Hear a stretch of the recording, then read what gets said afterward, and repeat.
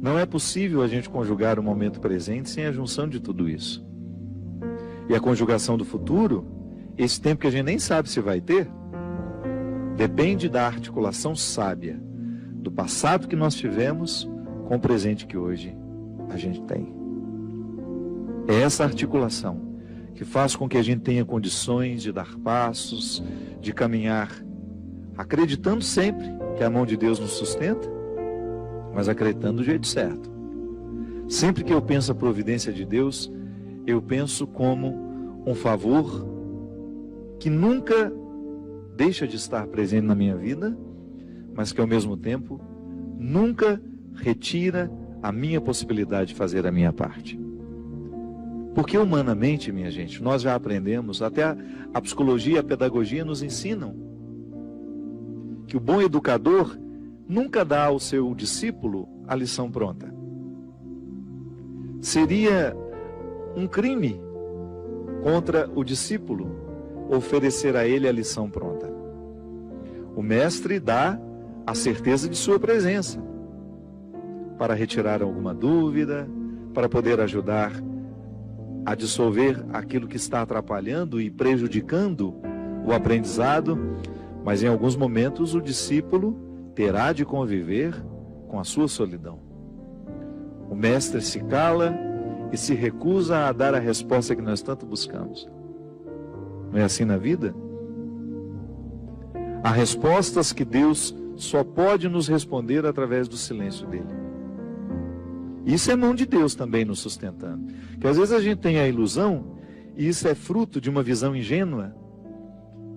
Infelizmente, o discurso religioso ao longo da nossa vida pode nos colocar visões ingênuas de que Deus vai fazer tudo por nós, de que Deus faz isso, que Deus faz aquilo. Tá certo? Nós temos o direito de acreditar na proteção divina. Mas nós não estamos desobrigados de fazer a nossa parte. Porque é uma questão de sabedoria, de maturidade. O pai faz isso com o filho, a mãe faz isso com o filho. O amor não pode nos fazer pensar, o amor que a gente sabe que Deus tem por nós, não pode nos fazer pensar de que Ele fará tudo.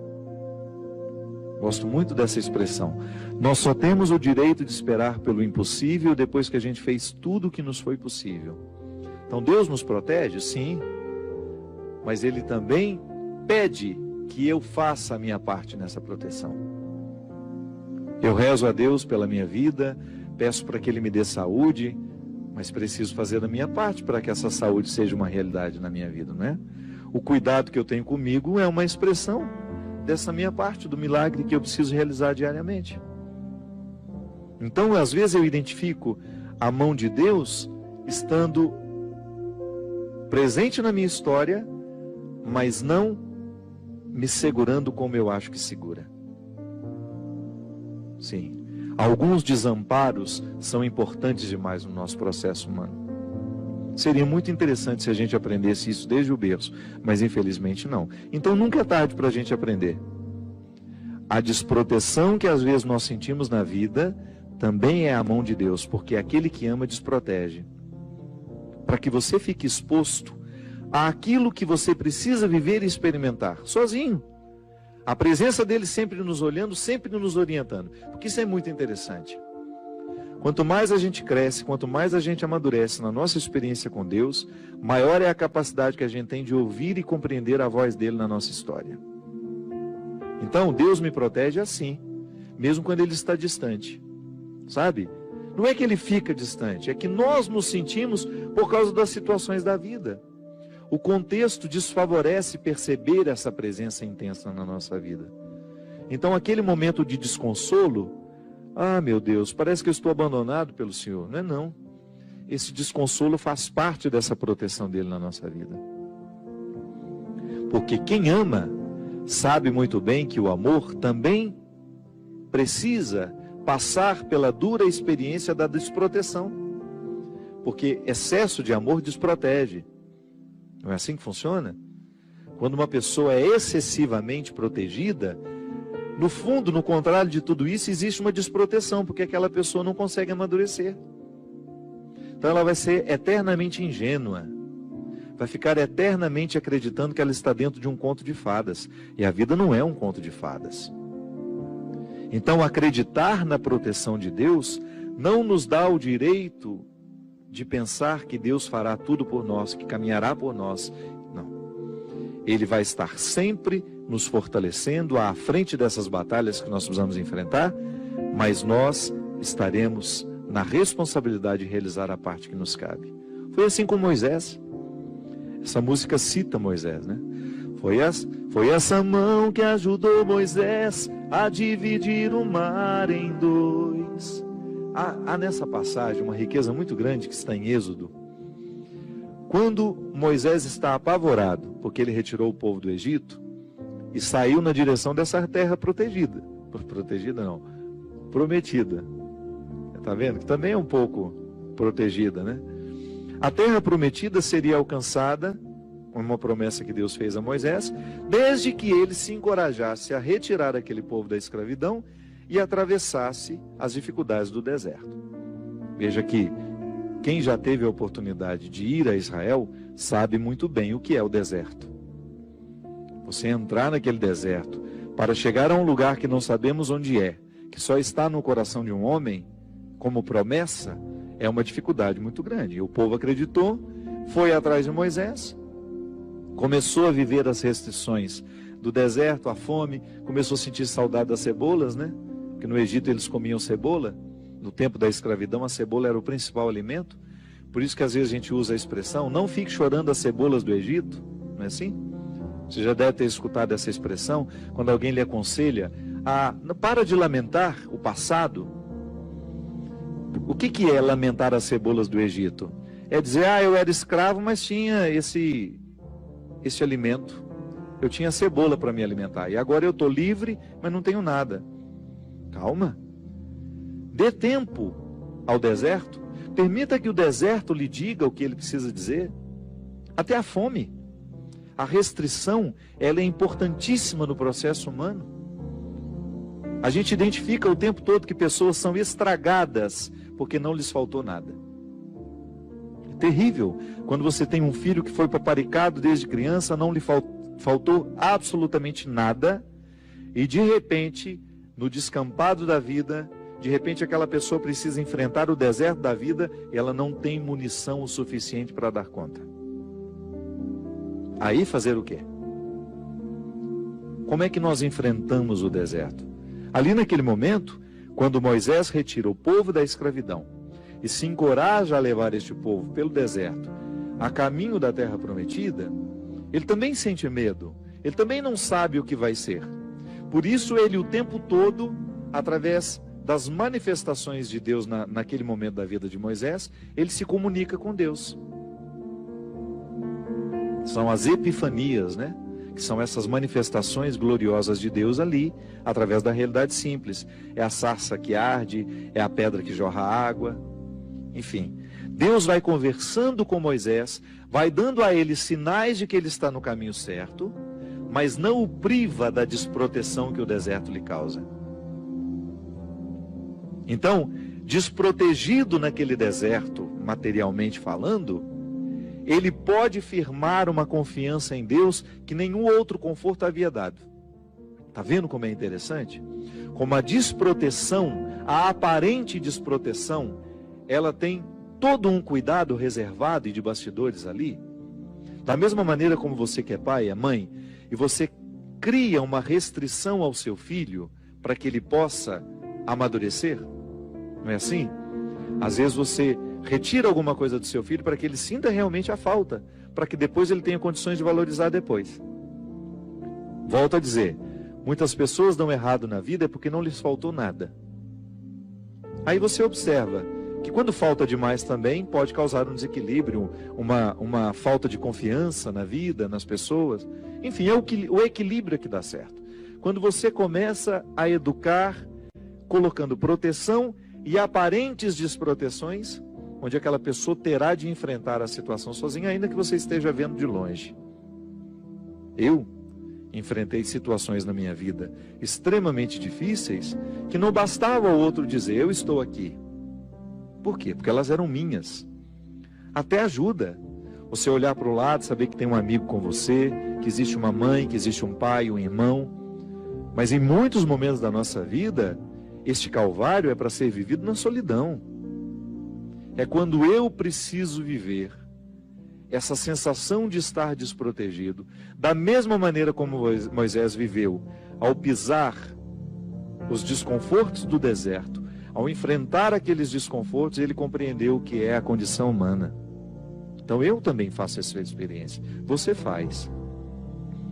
Eu não quero passar a vida em brancas nuvens, não quero mesmo. E é por isso que desde muito menino, quando a vida me era difícil, eu encontrava alguma coisa naquele desconforto que me fazia pensar mais alto, que me fazia pensar além. Moisés, vivendo o desconforto do deserto, precisava convencer os que estavam ao lado dele de que aquele desconforto valeria a pena. Ah, mas alguns queriam voltar para a escravidão. Olha como a fraqueza humana está muito presente na nossa vida no momento do desconforto. Quanta gente, vou dar um exemplo simples para você entender. Existem pessoas que precisam romper com namoros que são terríveis, desastrosos. Aquela pessoa só faz mal a você, você sabe disso, mas você tem um vínculo com ela, você tem necessidade afetiva, você não consegue romper aquele namoro. Então, de repente, você se encoraja, você fica com tudo claro diante de você, essa pessoa não me faz bem, eu não posso me casar com essa pessoa, porque se no tempo do namoro já está assim, imagina na época do meu casamento, depois no meu tempo de casado, vai virar um inferno pior ainda do que já é. Aí você se encoraja, motivado por pessoas que estão ao seu lado, a romper. Aí é terrível no dia que você rompe. O sofrimento é cruel dentro de você. Parece que você nunca mais vai se recuperar, que você só pensa naquela pessoa. Por quê? Porque apesar dela te fazer tão mal, você tem um vínculo doentio com ela, de dependência afetiva. Você sabe que ela te faz mal, mas você não sabe viver sem ela. Aí você começa a dar passos. A primeira semana é horrível.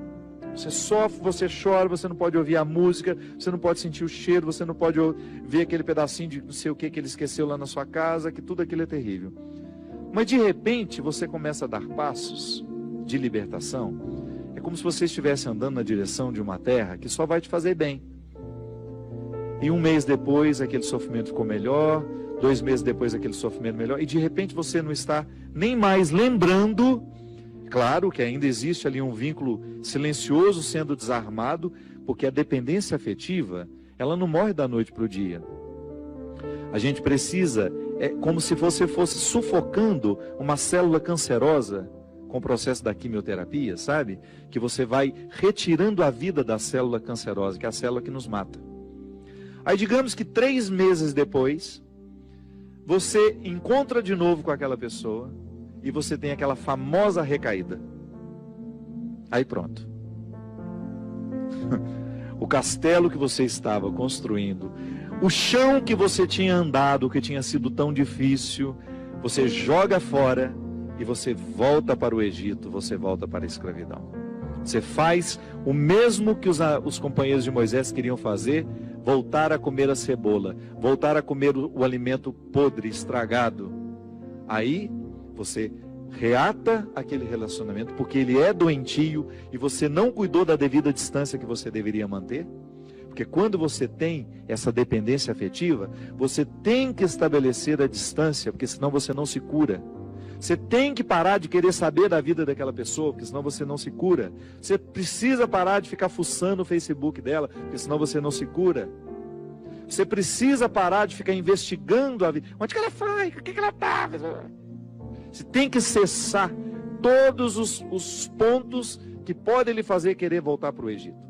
Porque senão você nunca vai se libertar. Aí 3 meses depois você está bela e formosa já, matando a célula cancerígena, você vai dar mais uns beijos na boca, volta àquela dependência horrorosa e o inferno retorna na sua vida. Na sua primeira semana é até bom que está tudo voltando. Daqui a pouco, minha filha, você está no inferno pior do que você estava 3 meses atrás. É assim. Quando a gente não sabe viver o desconforto que nos edifica, a gente se boicota o tempo todo. É como parar de beber, é como parar de fumar.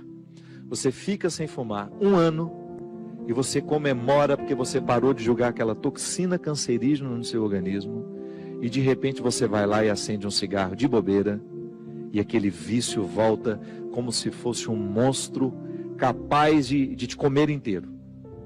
Pronto. Todo aquele sacrifício que você fez dos primeiros dias sem fumar vão para o saco. Por quê? Todo aquele sacrifício vai para o saco. Por quê?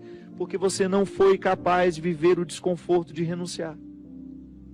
Minha gente, é impressionante como essa mão de Deus nos auxilia assim, nos fazendo conscientes do que nós precisamos romper na nossa vida. São situações que a gente precisa estabelecer limites para elas, porque senão a gente não vai ser curado nunca. A gente vai ficar eternamente doente na fila dos necessitados, chorando e mendigando um pãozinho de bondade do outro, um pãozinho de afeto do outro. Pelo amor de Deus, nós não fomos feitos para isso. Nós não fomos feitos para ficar arrastando dependentes afetivamente dos outros. A gente foi feito para amar. E o amor só tem sentido na nossa vida se for para nos edificar, se for para nos ajudar a atravessar o desconforto do deserto. Caso contrário, ele não faz sentido. Esse pseudo-amor, esse falso amor que às vezes a gente diz sentir um pelo outro, que não nos ajuda nos desconfortos do deserto. Eu preciso viver os meus desertos, você precisa viver os seus. E os verdadeiros amigos são aqueles que reconhecem os desertos que o outro precisa passar e fala: isso mesmo, vamos passar por esse deserto porque você precisa dele.